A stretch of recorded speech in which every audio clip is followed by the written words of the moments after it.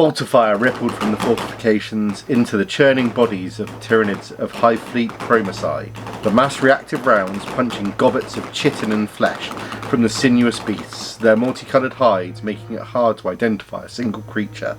The fortifications on Y9181 had been built by the Dark Mechanicum to keep the Tyranid splinter fleets out, and now they were being tested in the most vicious and total invasion on the Tyrannic front.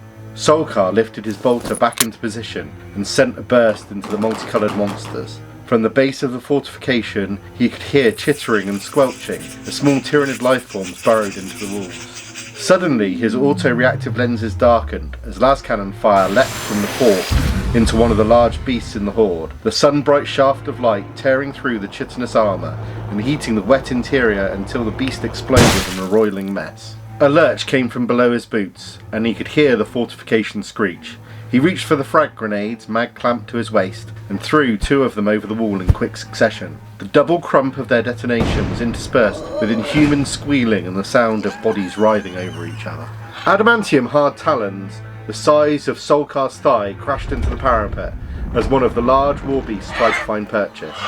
Solkar drew his ritual blade and slashed it into the ligament, connecting the scything blade to the beast's arm.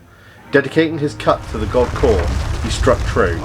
Muscle and tendons parted with a tearing sound as the blade ripped through them, Solkar's gene-enhanced strength allowing him to cut through them like butter. Dark ichor sprayed from the wound as the talon fell limply. Where the ichor hit, the rockroot bubbled and popped as the blood of the beast worked on the fortification. Looking around him, Solkar realised that the section of wall was being overrun. He turned in time to see his brother Anglok speared by 2 talons from a beast no bigger than a mortal man. It lowered its mouth over Anglok's head, its pinprick eyes containing no human emotion, as its fanged maw started applying pressure to Anglok's helmet. The ceramite cracking as inhuman bite power caused the helmet to start to deform. Anglok cried over the Vox and pushed his plasma pistol into the beast before they were both turned into the heart of the sun as the plasma pistol's safeties failed and the weapon's sun-hot ammo cooked off.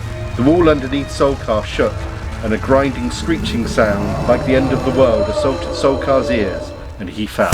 Solkar came to. His body was encased in tons of rubble. The strength of his armour the only thing keeping him alive.